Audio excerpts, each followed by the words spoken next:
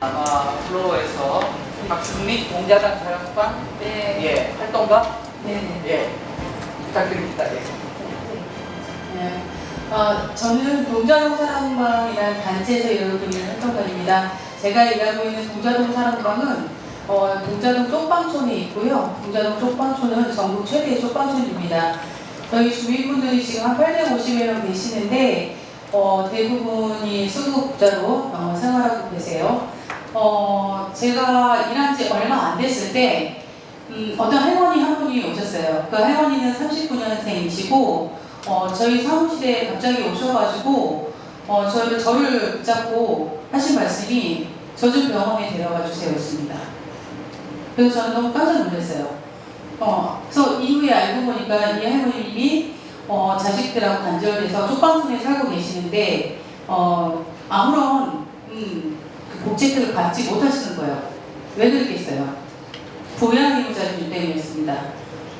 그래서 저희가 이제 할머님을 모시고 병원에 갈 수 있는 것은 최소한이었어요. 근데 이제 연세가 드실수록 아프신 곳이 많기 때문에 병원 갈 일밖에 없어요. 그런데 지금 이제 주거급여 받고 있고 노령연금 받고 계시는데 이거 갖다가 이제 병원을 마음대로 못 다니시니까는 뭐 인근에 뭐 의료봉사 오는데 그런 데 이용하시거나 최소한으로 다니실 수 있는 데만 다니시는 말이에요.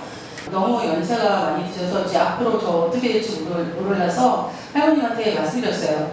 우리 다시 한번 수급 신청 해보자고. 앞으로 병원 갈 일밖에 없으니까는 이거 수급비라도 받아야 된다. 의료급여 못 받더라도 이거 신청 한번 해보자 했더니 순간 마음이 흔들리셨어요. 그런데 신청을 안 하시는 이유가 어쨌든 부양의무자가 있기 때문에 그렇죠. 아드님이 둘 있고 딸이 있는데 가족들에 대한 금융조사가 다 들어가고 가족들한테 연락이 되잖아요. 그거 자체가 싫은 거예요. 실제로 그 주민센터 기록에 보면은 첫 번째 수급 신청을 했을 때 며느리가 전화를 받고 우리 어머니가 그럴 리가 없다고 끊어버렸답니다. 그리고 자기가 이렇게 살고 있는 모습에 대해서 아들한테 보여주고 싶지 않으신 거예요.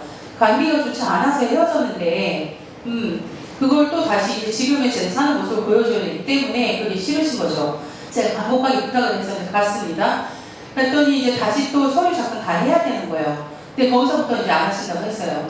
금융조사 그 동의서를 내야 되는데 회원님 이거 하나만 하다 안 하겠다 나 그냥 이렇게 쪽방에 살다 죽겠다고 하셨습니다. 아까 과장님이 너무 예산 얘기하시면서 고민된다고 하셨는데 고민만 하고서 이거 고민만 되는 거예요. 이거 현장에다가 실천하셔야 됩니다. 현장에다가 부양의무지의 기준 완벽하게 없애시고 우리 의료급여 걱정 없이 지원받을 수 있게 하시면 더 이상 고민 안 하셔도 됩니다. 지금 이 고민을 수년째 하고 계신 거예요. 저희 문재인 정권 들어서면서 부양의무지 완전 폐지하겠다고 했지만 안 했습니다. 윤석열 정부는 전혀 관심 없습니다. 그리고 지금입니다.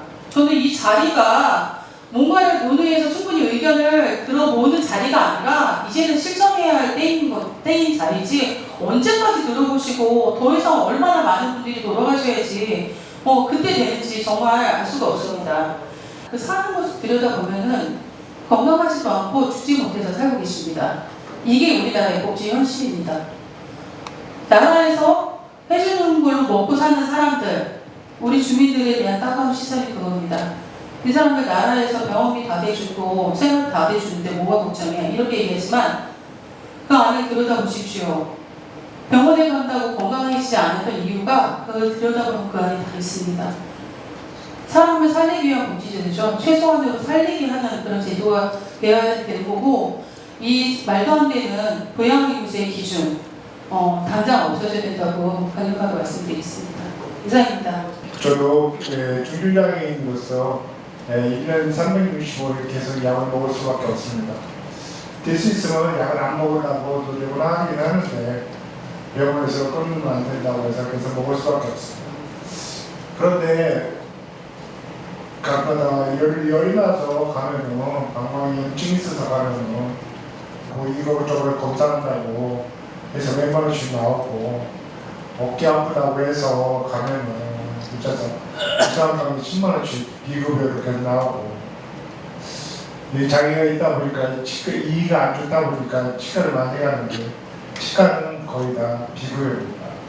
병원 그냥 아프다고 그냥 막 가지 않습니다.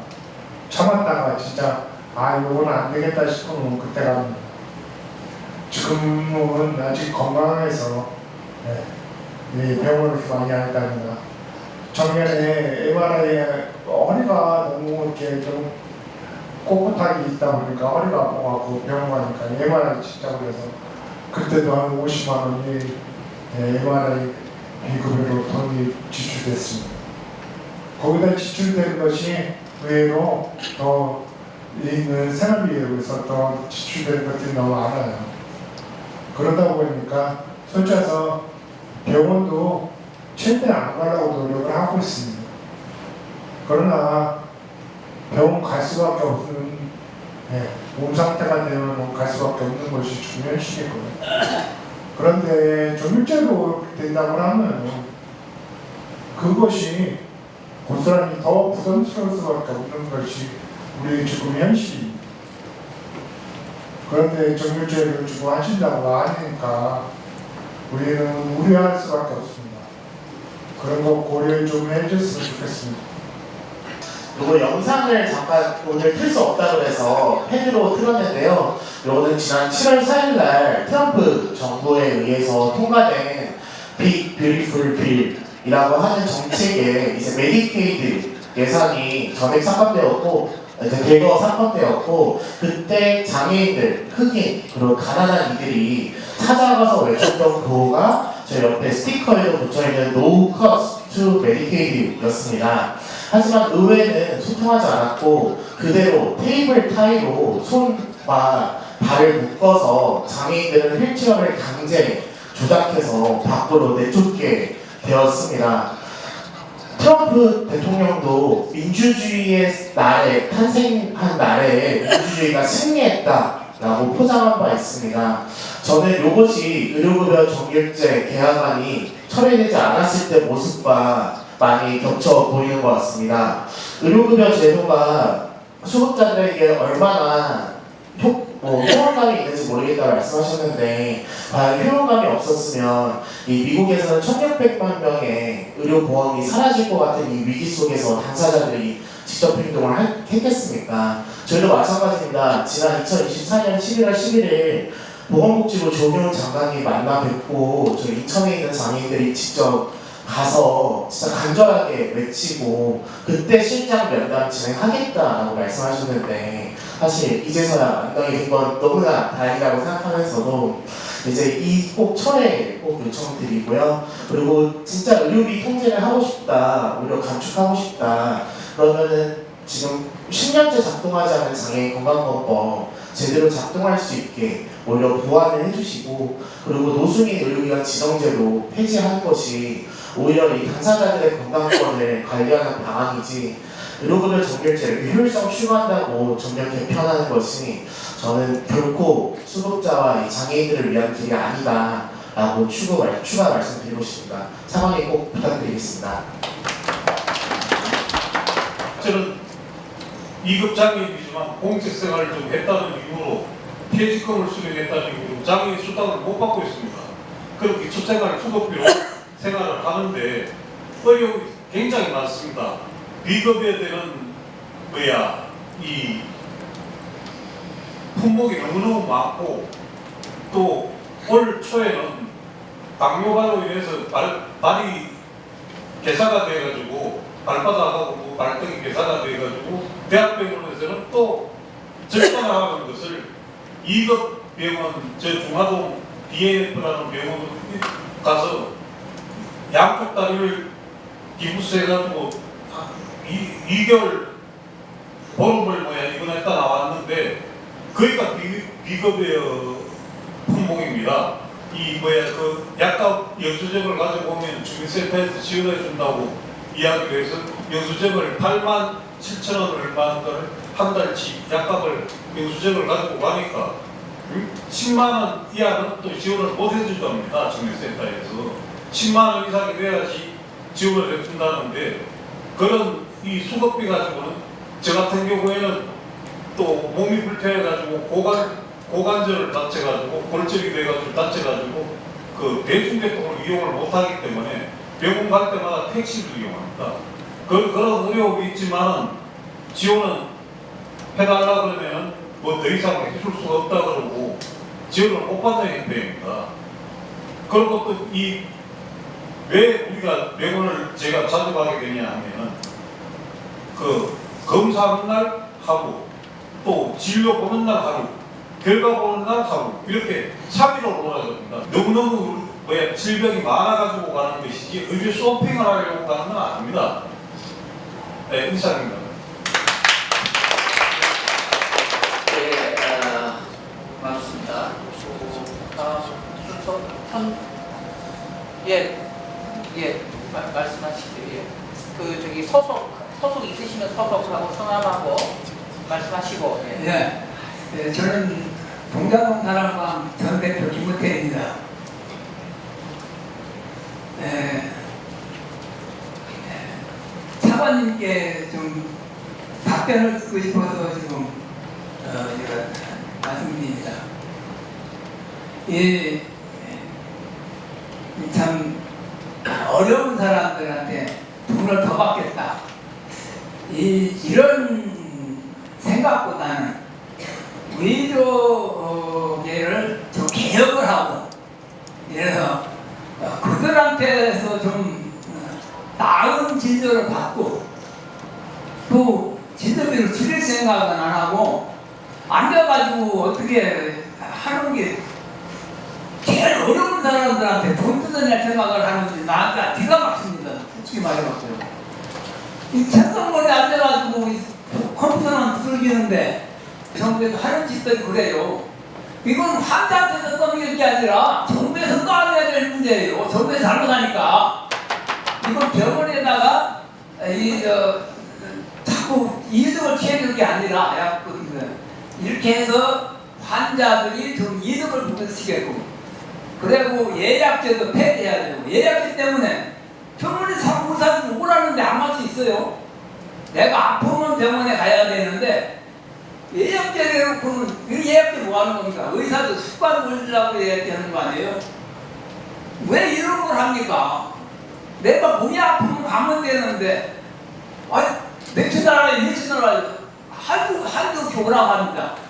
이런 것도 줄여야 되고, 이런 식으로 하지 말고 좀 제대로 좀 복지부에서 이렇게 좀 다시 검토해서 필요한 것에다가 필요한 것을 넣어주도록 이렇게 좀 개편해 주셨으면 좋겠습니다. 예, 감사합니다.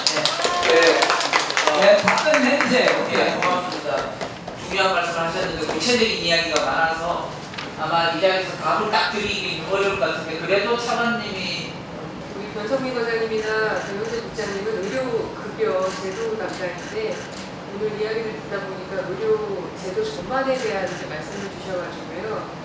아까 정신과 입원 문제도 그렇고, 저희가 지금 의료급여 수급자는 이렇게 정해져 있지만 여러 제도에 영향을 받는 부분들을 충실하게 보지 못한 부분이 있구나 하는 생각이 좀 들고요. 확실하게 보고요. 아까 우리 어르신 말씀하신 그 치과 임플란트는 지금 이제 아마 말씀을 많이 주셨나 봐요, 현장에서. 그래서 지금 건강보건국에서 검토를 하고 있어요. 많이 안 된다, 이거는 좀 수가 제도를 좀 바꿔야 된다는 얘기를 하고 있고요. 정부가 조금 느리기는 하지만 현장과 늘 소통을 합니다. 제도를 한번 만들어 놓으면 이게 현장에서 어떻게 진행되는지 저희가 시뮬레이션을 한번 해보긴 합니다만, 그게 또 우리가 생각한 대로 또 안 되는 경우들도 있잖아요. 그래서 그런 얘기를 듣고 바꿔 나가고 있는 중이고요. 아까 우리 좋네요. 그 전업주로 하시다가 이제 활동가로 활동하신다고 하니까 좋습니다. 현장에서 그런 말씀 주셔서 감사하고요. 요양보호자는 진짜 제가 한번 보고를 받았는데 의료급여제는 너무너무 복잡하게 되어 있긴 하더라고요. 근데 이거를 이제 교양비를 없애고 교양보호자를 붙이면 또 다른 예산이 이제 들어가게 되고, 복지부가 혼자 다 하면 괜찮아요. 그런데 이건 좀 재정당국이랑 또 얘기를 해야 되는, 저희 또 내부에 밖에서 들으면은 뭐 이렇게 복잡해요 하시겠지만 저희도 뭐 재정을 총괄하는 기재과국에 얘기를 해야 되고, 이 과제를 한번 결정하는 일이 쉽지는 않습니다. 그러나 지금 새 정부에서는 이게 국정과제에 좀 들어있어요. 부양비 폐지나 부양보장 폐지가 있으니까요. 저희가 좀 속도감 있게 진행을 해서 현장에서 이걸 체감할 수 있도록 빠른 시일 내에 정리를 해보도록 할게요. 그리고 그 외에는 아니 이거 아직 저기 또 질문이 좀 더 있는 것 같아서 여기 전반전까지 이제 전반전 요새 생각하시고요. 드릴게요. 네, 다음 일종 수급 당사자인 박영수라고 합니다. 제가 지금 드리고 싶은 말씀은 제가 겪은 일을 좀 간략하게 한번 이야기해 보겠습니다. 제가 2018년도에 수급 이제 그때는 조건부 수급자가 되어가지고 생활을 하고 있었는데 그 당시 제가 눈이 나빠가지고 1차 의료기관에서 계속 꾸준하게 진료를 받았지만은 차도가 전혀 없어서 2차, 3차까지 가서 세브란스 병원에서 진료를 받기 시작했습니다. 근데 세브란스 병원에서 진료를 받다가 처음 한 번씩 가면은 그 당시 이종이었기 때문에 정률제로 해가지고 한 4만 원 정도 나왔습니다. 그게 한 6개월 정도 꾸준하게 다니고 있었다가 마지막에 제가 이제 병원에서 한 20만 원이 갑자기 툭 나온 거예요. 왜 갑자기 20만 원이 나오는가 하고는 알아봤더니만은 그 당시 제가 맡던 그런 수정체에다가 주입하는 약물 주사가 몇 회까지는 보험이 되고 나머지부터는 비급여라고 해가지고 어쩔 수 없이 비급여로 넘어갔습니다. 그래서 그 당시 제가 수급 자원에서 생활해가지고 한 120만 원에서 130만 원 사이에 월 수입이 있었는데 그렇지만은 그래도 20만 원 상당의 의료비는 너무 지출이 크기 때문에 도저히 감당할 수 없어서 제가 그 이후로는 병원을 다니지 않았습니다. 그리고 나서 한 2년 6개월 정도 지나서 눈이 또 재발이 돼가지고 녹내장과 백내장이 와가지고 다시 또 병원을 다니기 시작했습니다. 그래서 백내장 수술 양쪽 다 하고 녹내장 약 지금 계속 꾸준히 안약 여감 치료하고 있습니다. 만약에 그 당시 그게 보험이 급여가 되어가지고 꾸준하게 제가 진료를 받았으면은 나중에 차후에 이런 녹내장과 백내장 해가지고 수술비가 더 많이 더 많이 지출되지 않았을 거라고 생각합니다. 이게 정률제 비급여 항목이 너무 좀 중구난방인 것 같기도 하고요. 그리고 또 하나, 우리 또 정률제에서 지금 3차 병원이 8%인데 3차 병원 다니시는 분들이라면 최소한 중증입니다. 중증이신 분들이 더 몸이 약하겠는데 그런 분들한테 8%는 너무 가혹한다고 생각합니다. 뭐 월 2만 원 한도록 하지만은 그리고 2만 원 이상 되면은 뭐 환급을 해준다 하지만은 당장 내 생계급여에서 2만 원 빠져나가는 게 힘듭니다. 그리고 2만 원 이상 나오면은 그 일단은 내 돈 내야 되는데 환급을 해준다는데 환급이 바로 그 자리에서 환급이 되는 게 아니지 않습니까? 언제 될지 모르는 거, 몇 달 뒤에 될지, 1년 뒤에 될지, 보통 요새 뭐 환급 해준다면은 1년 뒤입니다. 당장 우리는 76만 원 생계급여에서 그 돈을 뺄 수가 없습니다. 그것도 일회에 2만 원인데 계속 꾸준하게 가는 중증 환자들한테서는 매달 그 돈을 빼야 된다는 건데 너무 좀 가혹합니다. 이런 점 좀 감안하셔서 정률제 더 이상 추진하지 마시고 그냥 현행대로 유지해 주시기를 바라겠습니다. 이상입니다. 예, 고맙습니다. 예, 제가 여기서 구체적인 성함을 잘 모르는데 우리 전진환 국장은 제가 아는 사람이어서 네, 보고를 다 제안하는 전진환 국장인데 지금까지 주로 당사자들 많이 이제 이야기 질문 뭐 이렇게 돼 있는데 같이 이제 시민운동 차원에서 또 사회 시민단체 차원에서 이 문제 아마 이야기하실 게 있는 것 같아서 손을 드신 것 같습니다. 예. 저는 복지부가 얘기하고 있는 지금 전제 진단 자체가 틀렸다고 생각합니다. 지금 복지부가 과잉의료를 계속 얘기하고 있는데 과잉의료를 누가 합니까? 과잉의료를 환자가 하나요? 과잉의료를 하는 사람 주체들은 의사하고 병원인 것이죠. 의사가 의학적으로 판단해서 진단하고 치료를 하기 때문에 진료비가 나오는 거 아니겠습니까? 그렇기 때문에 과잉 의료가 만약에 있다라면은 그 책임은 의사와 병원한테 있는 겁니다. 환자한테 책임을 돌린다는 정책이 어떻게 나오는지를 도대체 모르겠습니다. 환자한테 의료비를 올리면 어떻게 될까요? 의사들이 과잉 검사, 과잉 처치를 할 때마다 환자한테 페널티가 갈 겁니다. 말이 안 된다고 생각합니다. 공급자 통제를 하는 정책을 마련해야 되는 것이지 이런 식의 정책은 너무나 비윤리적이고 비상식적이라고 생각합니다. 앞서서 기초의료부장과장님께서 그 반성을 하고 그러신다고 말씀하셨지만 죄송하지만 저는 궤변으로 드렸습니다. 지금 의료급여 수급자분들이 병원 이용 외에는 건강관리 방법을 알지 못하더라고 하면서 얘기를 하셨는데 아니 막상 정말 진짜로 아플 때 병원에 갈 수 있는 그 문턱을 올리면서 의료비를 높이면서 무슨 건강관리를 얘기를 합니까? 저희 들으면서 너무나 좀 화가 났습니다.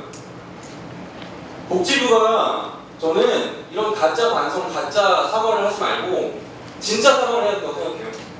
그건 뭐냐면 차관께서도 언급하신 작년 7월 보도자료에서 정부 복지부 뭐라고 얘기를 했습니까? 의료급여 환자 진료비가 건강보험 환자의 3배가 넘는다고 했습니다. 그렇죠? 마치 의료급여 수급자들이 아주 파렴치한 재정 낭비를 유발하는 것처럼 보도자료를 냈어요. 근데 의료급여가 건강보험 환자보다 노인이 2~3배가 많습니다. 장애인은 7배가 많습니다. 복합 만성질환이 수배가 많습니다. 이런 기본적인 사실을 부각을 했습니다. 사실상 전 국민 대상으로 혐오를 하고 혐오를 낙인을 찍고 가짜뉴스 펴진 거 아닙니까? 저는 이렇게 근거 없는 주장을 하면서 도덕적 낙인을 이 의료급여 수급자들한테 찍은 거에 대해서 오늘 공개된 자리인 만큼 해명과 사과를 할 기회를 가지셨으면 좋겠습니다. 2006년에도 복지부가 의료급여 환자들 진료비 부과하면서 똑같은 일을 했었죠. 그 당시에는 정부가 질병과 연령의 중증도를 보정한다고 했는데 실제로는 보정하지 않은 자료라는 게 드러나서 사과를 한 바가 있습니다. 그 역사를 당연히 아실 겁니다, 복지부는. 근데 지금 복지부는 아예 처음부터 보정하지 않은 값을 들이대면서 그게 기본적인 통계 오류라는 걸 모를 리가 없죠. 저는 모르지 않는다고 생각합니다. 거기에 대해서 은근슬쩍 넘어가지 말고 분명한 답변을 해야 된다고 생각합니다. 저희가 또 이렇게 비판을 하니까 복지부가 또 차관께서 언급하신 4월 보도자료에서 이렇게 얘기를 했습니다. 비수급 빈곤층하고 비교를 해가지고 그러니까 의료급여 수급자보다도 소득이 더 낮은 건보 가입자 하위 5%를 하고 비교를 했습니다. 그러니까 그들하고 비교를 해도 의료급여 환자들이 병원을 더 많이 간다. 마치 보정을 해도 의료급여 수급자들이 도덕적 해이가 분명하다라는 듯이 보도자료를 냈어요. 저는 참 이걸 보면서 한 나라의 보건복지 부처의 수준이 얼마나 정말 처참한가라고 생각했습니다. 부양의무자 때문에 의료급여 수급을 못 받는 그 빈곤층들 얼마나 병원비 문턱이 높겠습니까? 아니 그분들하고 비교를 해가지고 의료급여 수급자들이 병원에 더 많이 간다 이렇게 얘기하는 건 너무나 부끄러운 일 아닙니까? 거기에 대해서도 사과를 해야 된다고 생각합니다. 이 복지부가 2페이지에서는 오늘은 또 이렇게 얘기를 했네요. 2034년이 되면은 23조 원이 들 거고 1인당 1,000만 원 이상 의료비가 들 거다. 이거 우리 감당 불가능하다 이렇게 얘기를 했습니다. 아니 노인들, 장애인들, 그 질병이 많은 사람들인데 이 사람들한테 의료적 필요가 있어가지고 정말 10년 뒤 물가로 1,000만 원이 든다고 하면은 당연히 우리 사회는 그거를 그 안전망을 제공해야 되는 겁니다. 이 돈 때문에 무슨 부양무제 폐지를 못한다는 건 다른 복지를 못한다고 얘기하는 말이 안 되는 핑계죠. 윤석열이 했던 부자 감세, 기업 감세 수십조 원 했던 거 되돌리면 되지 않습니까? 내란 정권을 지금 뒤엎고 새로운 사회를 만든다고 하는 정부 아니에요? 그 중에 과잉이 있다고 하면 의료 공급자를 통제해야 되는 것이고 이런 상황에서 의료비를 올린다는 건 말이 안 된다고 생각하고 끝으로 저는 이런 식으로 예를 들어서 의료급여 환자한테는 1,000만 원이 들고 이런 논리가 만약에 허용이 된다면은 예를 들면 특정 환자분한테 뭐 암 환자는 몇천만 원이 들고 중증질 환자는 묶어가지고 이분들은 이 그룹은 몇천만 원이 들고 이런 식으로 재정을 쓸 수 없다라고 하는 논리가 용인될 거라고 생각해요. 그러면 저는 건강보험 제도가 무너질 거라고 생각합니다. 도대체 사회보험에 대해서 공공구조에 대해서 어떤 인식을 가지고 있는지 전혀 알 수 없다고 생각합니다. 복지부가 이런 식으로 계속 하게 된다는 걸 우리 사회가 용인을 하면은 우리 서민들의 의료보장 전체가 저는 짓밟힐 거기 때문에 이 의료급여 정년제 반드시 폐기돼야 된다고 생각합니다.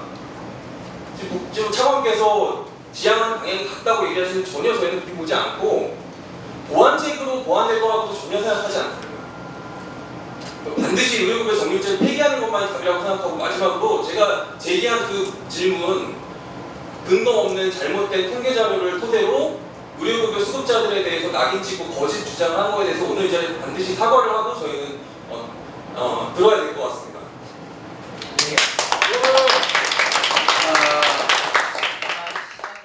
네, 오늘 이 자리 있기까지 정말 유튜브와 많은 소통도 했고 했는데 제가 이 당사자분들하고 또 이 단체분들한테서 확인할 수 있었던 것처럼 복지부에 대한 뿌리 깊은 불신 이런 거였습니다.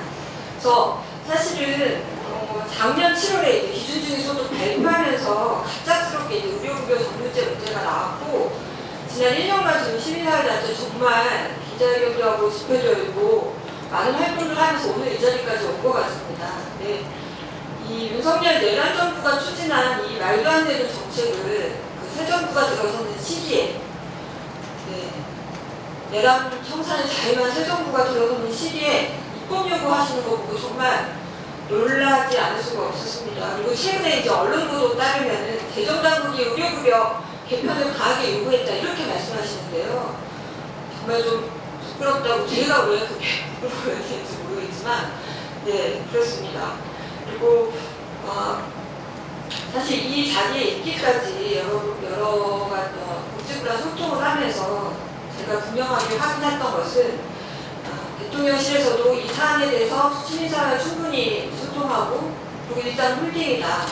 그리고 했으니 그렇게 얘기하셨고 복지부에서도 제가 알기로는 입법예고 기간 마치고 나면은 규제심사 등 입법 절차 진행하지 않을 거다라고 하셨어요. 그래서 이 시민단체나 수급당사자분들에게 이 자리에서 분명하게 말씀해 주셨으면 좋겠습니다. 그 의미가 의료급여 점유제 처리한다는 거다라는 걸 분명히 좀 말씀을 해주셨으면 좋겠습니다. 그리고 그 수급 당사자분들이나 아까 단체에서도 충분히 의료급여 점유제 문제에 대해서는 충분히 의견을 주셨다고 생각하고요. 저도 사실 이 문제에 대해서 여러 자료들을 찾아보니까 서울시 의료급여 수급권자에 대한 이야기들이 연구가 있더라고요. 그래서 건강보험 하위 20%랑 비교했을 때 의료급여 수급자들이 응급실에 13% 정도 덜 갑니다. 이거는 외래 본인 부담금을 정액제로 내는 상황에서도 의료급여 수급자들이 외래 진료를 통해서 적절한 건강 관리를 받지 못하고 있다는 걸 보여주는 거고요. 또 의료급여 수급자들이 외래로 취급되는 비용 발생이 큰 응급실 방문을 꺼리고 있어서 예방할 수 있었던 입원이 더 많이 늘어난다는 걸 보여준다고 봤습니다. 그리고 아까 중대당 사랑방의 김 대표님께서도 말씀하셨지만 의료급여 수급자들이 건강보험 가입자에 비해서 다약제 사용 빈도가 엄청 높더라고요. 그리고 44.5%에 달하는 분들이 1년 내내 정말 여러 가지의 불필요한 약들을 사용하고 있다는 것이 확인이 되고 있습니다. 근데 이게 수급권자들의 의료 남용으로 보도되는 문제인가? 이런 문제에 있어서는 복지부가 의료급여 수급자가 받고 있는 정말 저질의 건강관리를 개선하기 위해서 임상적으로나 정책적으로 개입해야 되는 거 아니냐, 해결책을 내놔야 되는 거 아니냐 싶습니다. 그래서 실제로 의료급여 수급자들에게 일어나고 있는 일은 낮은 병원 민족으로 인한 의료 남용이 아니라 부적절한 건강관리와 높은 병원 민족으로 인한 과도한 의료비 발생이다. 그리고 이런 정책 실패의 책임을 지금 다 오롯이 수급권자들이 뒤집어 쓰고 있다. 저는 이렇게 생각하고요. 그리고 의료급여 계속 재정 얘기하시는데요. 재정 부담 핵심은 외래가 아닙니다. 진료권으로 보면 입원이 외래보다 30배 이상 돈이 더 많이 들어가요. 이런 상황에서 정률제가 도입되면 수급자들이 예측할 수 없는 비용 부담 때문에 병원 방문 자체를 꺼리게 됩니다. 그리고 치료를 포기하게 됩니다. 그럼 병을 키워서 결국에는 입원하게 되는 거고 이게 복지부가 말하는 재정 예산 절감이라고 할 수 있을지 모르겠습니다. 외래 진료의 남용보다는 외래 진료의 질 저하와 접근성의 한계로 인해 막을 수 있었던 입원이 늘게 되면 돈을 조금 아끼려는 정책이 결국 돈을 더 많이 들게 하는 결과로 이어지는 거고 기존의 연구들 역시 의료급여 수급자들이 의료를 남용하고 있다는 것이 아니라 질 낮은 의료 체계 내에서 비효율적 의료 이용을 강요당하고 있다. 이런 사실들을 일관되게 보여주고 있다고 생각합니다. 그래서 복지부가 지금 해야 할 일은 전율제 도입이 아니라 예방적 외래 진료 강화에 있다고 말씀드리고 싶고요. 그리고 아까 우리 차관님께서도 말씀하셨지만 이제는 정부 부양보장기준 완전 폐지하고 기초생활보장 생계급여 자격 기준이 보장 수준 단계적으로 상향하겠다고 공약했고 관련 논의들도 직종기획위원회에서 논의되고 있는 걸로 알고 있습니다. 그래서 뭐 지금부터 시작이긴 하겠지만 복지부가 지금 정말 해야 할 일은 의료급여 정률제가 아니라 대통령 공약의 조속한 이행이다 이런 말씀 다시 한번 드리고 싶습니다. 네. 마지막 한 분, 예. 저희가 이번에 이 개정안 계약안 철회를 촉구하면서 탄원서를 받고 있습니다. 탄원서에 한 800여 분 정도가 참여를 해주셨는데 좀 그분들이 정부에 남긴 한마디를 좀 같이 나누고 싶어서 마이크를 잡았습니다. 전 오늘도 햇볕 한 점 들지 않고 방에도 곰팡이가 싱크대 주변에는 바퀴벌레가 득실되는 지하방에서 통증 때문에 하루 종일 누워 있습니다. 나와 같은 사람들이 걱정하지 않고 치료받을 수 있게 해주십시오.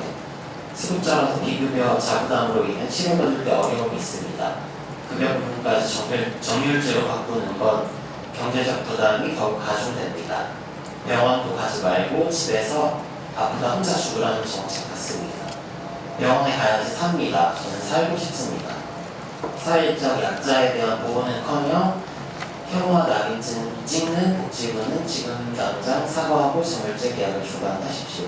이러한 메시지들을 수급 당사자분들이 남겨주셨습니다. 그리고 앞에서 의료급여 만족도 얘기하셨는데 그 정부에서 발표한 종합계획 봐도 의료급여 만족도 높습니다.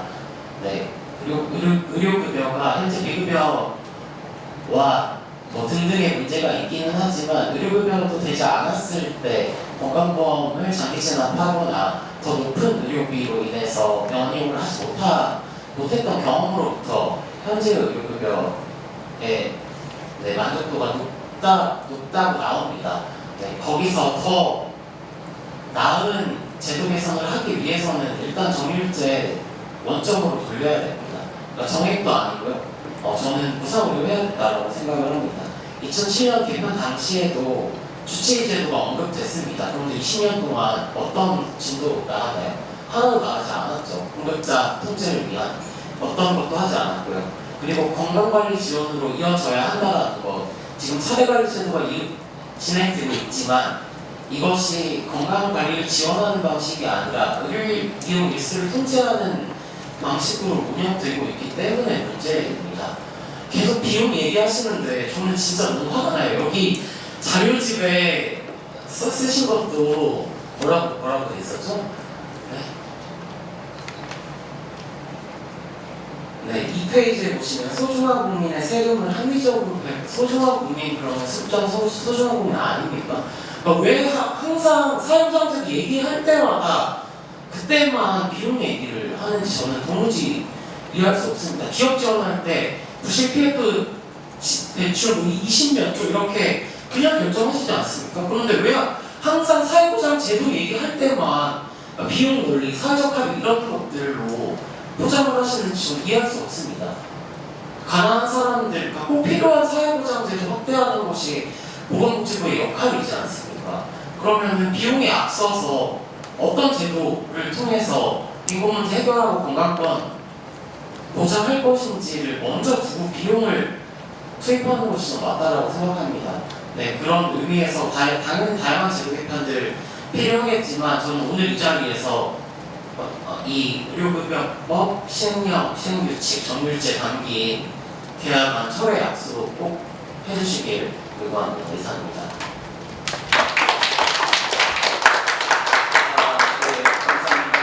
정률제 개선 뭐라고 붙이는지 간에 그거에 대해서 이제 복지부의 요청, 요구하는 게 지금 되게 정리가 돼 있으니까 그거에 대해서 아마 복지부의 답변을 아마 주시는 게 마무리의 핵심이 되지 않을까 지금 싶습니다. 그래서 책임 있는 당국자라고 이야기했으니까 이게 뭐 집담회든 간담회든 어떻게 뭐 과장님이 먼저 하시겠어요? 근데 차관님이 뭐라고 해도 마무리 하셔야 될 것 같아요.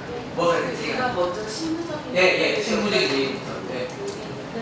빠르게 말씀드리면은 뭐 사실 답변드리고 싶은 여러 개 있긴 했지만 그 건강보험가입자 비교한 거 관련해서는 좀 팩트 확인해 드리면 저희가 발표한 보고서에 각종 연령, 소득, 건강 특성까지 다 매칭한 기록도 들어가 있고요. 그 부분에 있어서는 30에서 40% 정도 소득자들이 더 높게 나타나는 일단 팩트의 말씀을 드리도록 하겠습니다. 그리고 저희가 1,300만 원을 뭐 지급하지 못하겠다는 건 절대 아니고요. 필요한 지원을 제대로 해야겠다라는 그런 의지를 말씀드린 거라고 드리고요.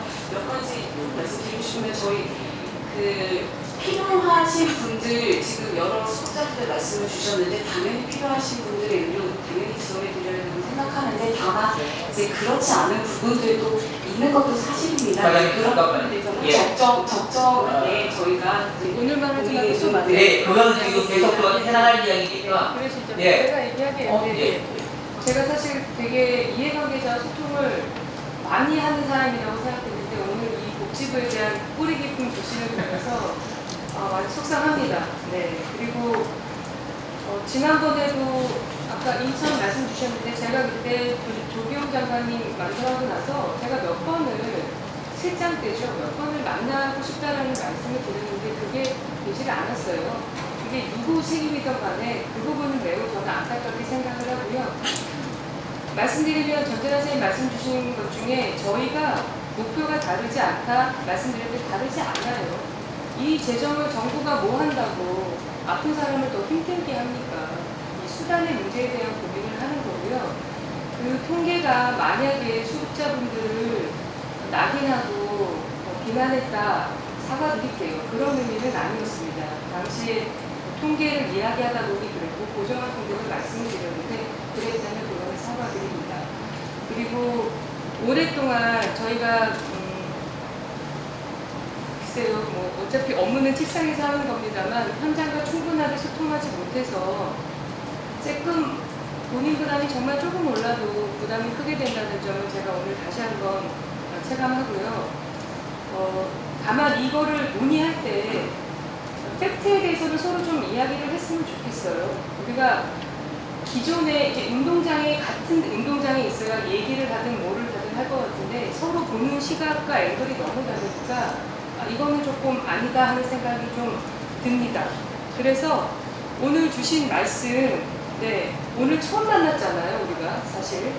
그리고 그동안에 저희도 만나고 싶어 했었다는 말씀을 정말 다시 한번 드리고 오늘 처음 만났고 말씀 주신 내용 제가 여기 다 적었고 아마 우리 신문 아이도 다 적었을 겁니다. 고민을 해볼게요. 그리고 제가 우리 정은영 팀장님께도 말씀드렸지만 중단했습니다. 절차는 중단했습니다. 그리고 이후에 논의를 얘기한 걸 갖고 다시 이야기를 할게요. 오늘 제가 이 자리에서 오늘 처음 만난 데에서 이때까지 부처 간의 협의를 거쳐서 진행위원 절차를 다 중단하고 철회합니다. 이런 약속 못 드려요. 그거는 이해해 주시기를 바라고 오늘 처음 만났고 계속 이야기해요. 그리고 그놈의 불신을 좀 걷어낼 수 있으면 걷어냈으면 좋겠다는 생각을 합니다. 하나 정말 부탁을 드리고 싶은 거는 이 수급자분들의 이해를 도전해 주시는 시민단체 분들과 정부가 같은 생각이에요. 진짜로. 네, 우리가 뭐하러 어려운 분들을 어렵게 합니까? 그런 생각 전혀 없고요. 방법에 대한 고민을 조금 더 알려주시고 오늘 얘기 나온 걸 토대로 정률제에 대한 고민을 다시 좀 해볼게요. 절차 중단합니다. 예. 그 절차 중단 좀 구체적으로 말씀해 주시겠어요? 지금 입법 예고가 끝났고 이후에 절차를 진행을 해야 되는데 뭐 규제 심사나 이런 걸 거쳐야 법령이 완성되는 거예요. 근데 그 절차를 진행하지 않겠다는 겁니다. 그것과 최근 차이가 뭘까요? 그거는 다르죠. 다시 시작할 수도 있고 아니면 여기서 끝낼 수도 있고 그거는 오늘 처음 만났기 때문에 제가 약속드릴 수는 없어요. 그럼 원점 재검토를 한다는 말씀이신가요? 저는 차관이잖아요. 차관님도 계시고 네. 오늘 어떤 의미에서도 보장성 강화가 아니라는 걸 여러 차례 말씀을 드렸지 않습니까? 근데 이거를 처리하지 못한다고 이야기하시면 어떤 신뢰가 가능하다는 건지 저는 알 수가 없고요. 선생님, 제가 이 제도가 막 바꾸는 게 빈곤층의 비용 통제 말고 아무 목표가 없는데 네, 선생님 제가 어떻게 같은 마음이라고 말씀을 하십니까? 저는 팩트만 말씀드릴게요. 절차는 더 이상 진행하지 않고 오늘 처음 만나는데 막 이렇게 막 이렇게 하시면 어떡합니까? 저희랑 대화를 해서 뭔가 건설적인 걸 만들어내려면 네. 지금 진행한 것을 원점에서 재검토하겠다라고 원점에서 다시 출발해야 된다는 거죠. 입법예고 기간이 다음 달, 그러니까 이번 달 15일까지잖아요.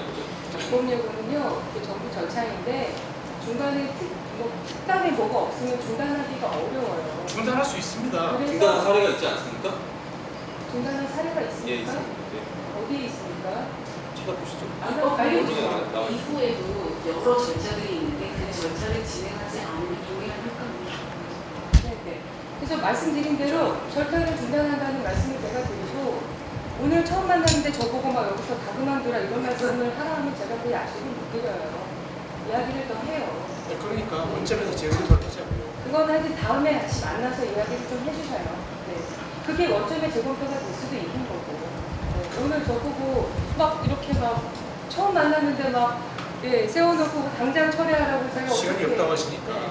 자, 제가 사회의 입장에서 원점 재검토라고 우리 서관님 이야기하실 수 없다고 저도 생각하고, 근데 해석은 그렇게 하셔도 될 것 같습니다. 해석은. 자, 그래서 일단 그렇게 해도 됩니까? 일단 절차가 중지했다는 거는 뭐 정부로서는 제가 볼 때 액션했다라고 생각하기 최대한 드리는 때문에 말씀입니다. 어느 정도까지는 그렇게 이해하셔도 될 것 같습니다. 차관님 하시는 말씀은 지금 현재 시간에서 회피하는 말씀입니다. 정확하게 말씀을 해주셔야지 우리가 모이는 이유가 뭡니까 여기? 제가 그리고 볼 때 여기 계신 선생님들은 지금 글쎄요 여기랑 그게 정말로 본인보다는 더 올라가는지 이런 것 한번 다시 좀 볼게요 저희가. 그걸 묻지도 않고 그런 데 했단 말입니까 여태까지? 말씀드릴게요. 하여튼 오늘 제가 드릴 수 있는 말씀은 입법예고 진행 중인 이 절차는 입법예고가 끝나면 더 이상 절차를 진행하지 않겠다. 오늘 처음 뵀으니 논의를 계속 이어나가자라는 말씀을 끝으로 드릴게요. 우리가 오늘 모임 목적은 현실적으로 의협이 향후에 관한 것을 폐지해달라는 모임입니다. 선생님 말씀 주셔가지고 제가 이 진행 사항을 중단하겠다고 말씀드리는 거예요. 아니, 철회가 되지 않는 이상은 언제든지 중단하고 다시 할 수 있는 거 아닙니까? 그 인지를 가지고 저희가 계속 논의를 할 수 없고 철회를 하고 원점에서 새로 논의할 수 하겠다라고 하면 저희는 할 수 있습니까? 그거는 저희를 믿고 대화를 좀 해주세요.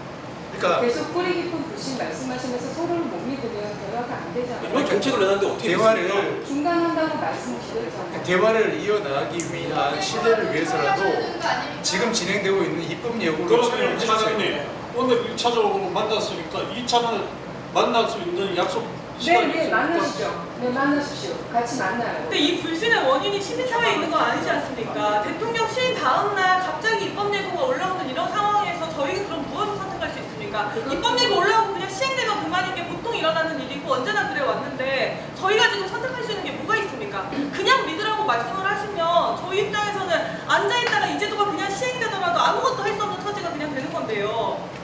그냥 저도 믿고 싶죠. 저희 다 여기 있는 분들은 아마 똑같을 겁니다. 믿고 기다리고 싶은 게 제일 정말 마음이에요. 근데 사실 지금 마음 같지 않은 것 같거든요.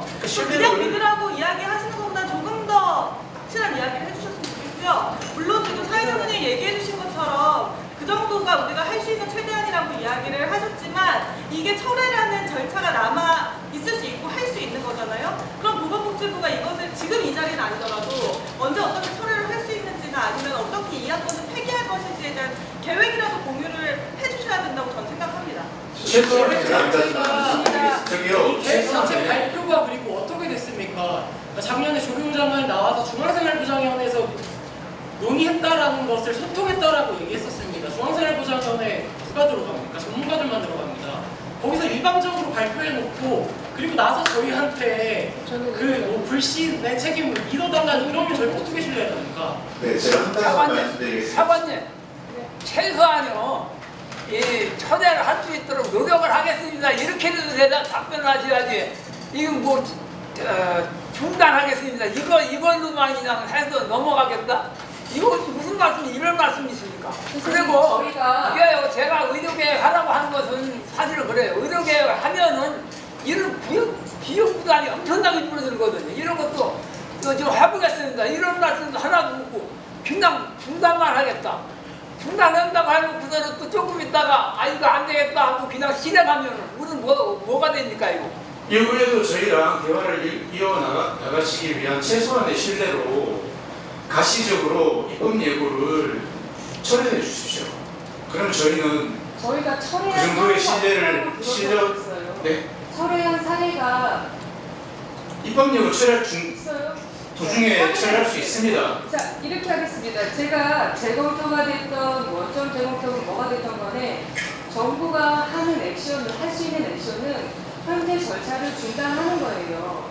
그래서 제가 절차를 중단한다고 말씀드린 거예요. 입법 예고 철회할 수 있는지 확인해 보시고 가능하시면 그렇게 해주십시오. 제가 한번 확인해 봤을 때는 그런 사례가 없다 그래서 제가 그러면 그렇지 진행하고 않습니다. 그럼 확인해 보겠습니다. 그리고 재검토가 됐든 뭐가 됐든 현재 정부에서 할 수 있는 액션은 절차를 중단하는 거입니다. 그래서 제가 그렇게 말씀드린 거예요. 저희는 중단으로는 신뢰할 수 없다고 생각해요. 언제든지 다시 시작할 수 있고 그걸 인지를 가지고 저희는 대화할 수 없다고 생각합니다. 대화를 하기 위한 전제 조건은 처리해야 된다고 생각합니다. 그러고 나서 논의를 해서 정책을 진행하든지 하시는 게 맞죠. 달라질 게 별로 없어서요. 입법 예고가 이미 끝나버리면 그 다음 절차는 다시 진행하면 되는 거예요. 이슬람 차관님께서 먼저 가셔야 된다고 하시지만 저희가 먼저 퇴장하겠습니다. 저희는 뭐 더 이상 이렇게 하기는 어렵다고 생각하고 저희가 먼저 퇴장하겠습니다.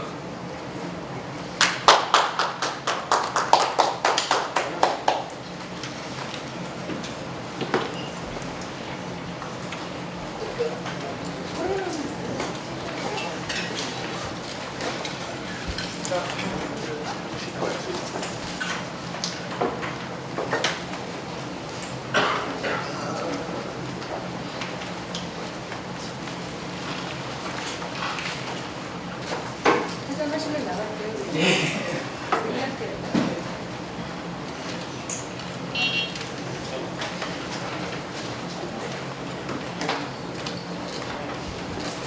자, 그래도 사회자 책임이 마무리해야 되니까, 예, 우리 당사자와 시민사회 대표들은 잘 비웠고요.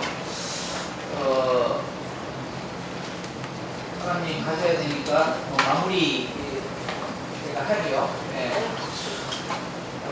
이 의료급여가 이제 뭐 아마 앞으로 중요성이 점점 더 커질 것 같은데 노인도 늘어나고 뭐 빈곤 문제, 노인 빈곤 문제가 또 여전히 있고 해서 대단히 중요한 그런 아마 지금까지 중요성이 있을 것 같고 그래서 제가 사회자 입장에서 복지를 말씀드리고 싶은 거는 좀 이런 뭐 이것도 이제 동력이라면 사회적 동력이니까 이 사회적 동력을 정부 내에서 잘 활용하시면 좋겠다.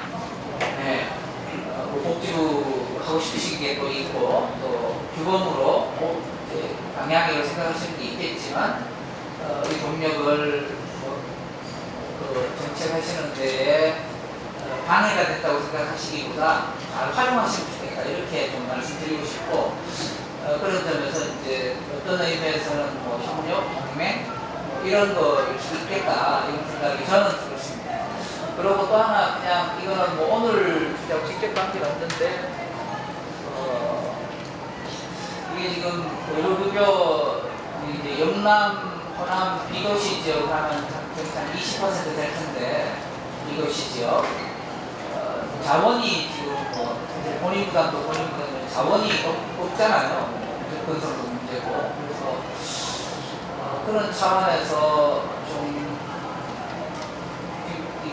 말하자면 또 다른 아마 문제 제기들이 있을 것 같다는 생각이 들어요. 그러니까 그런 것도 한번 뭐 간접적인 직접적으로 살펴봐 주시면 수도권 중심, 도시 중심이 아니라 지금 의료급여 환자들이 많이 있는 전남 전북, 경남 전북 이런 쪽에서 살펴볼 수 있겠다 뭐 이런 생각을 지금 복지부분이 나누니까 추가로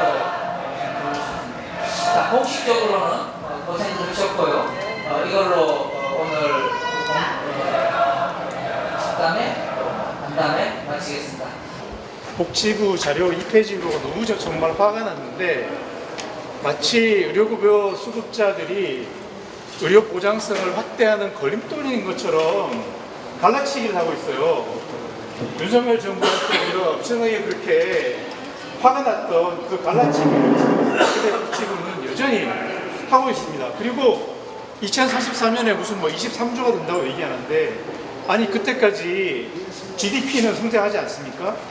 물가는 안 올라갑니까? 당연히 그 정도가 나올 수도 있는 거고, 고령층이 더 많이 늘어나면은 그보다 더 많이 늘어날 수도 있는 거예요. 그러면 그 재정을 마련해야 하는 것이 바로 보건복지부의 할 일입니다. 의무이고, 그래서 복지부가 있는 것인데, 나중에 이만큼 늘어날 것 같으니까 지속 가능성이 없다, 이렇게 얘기하는 게 얼마나 무책임한 얘기입니까? 세금을, 부유층에게 세금을 더 늘리고 부자 감세했던 걸 다시 원상 복구하고 필요한 재정을 마련해야 하는 부처가 바로 능력이 있는 부처입니다. 복지부가 이런 식으로 나오는 건 그들 자신이 굉장히 무능하다는 것을, 토론하는 것에 불과하다고 생각합니다.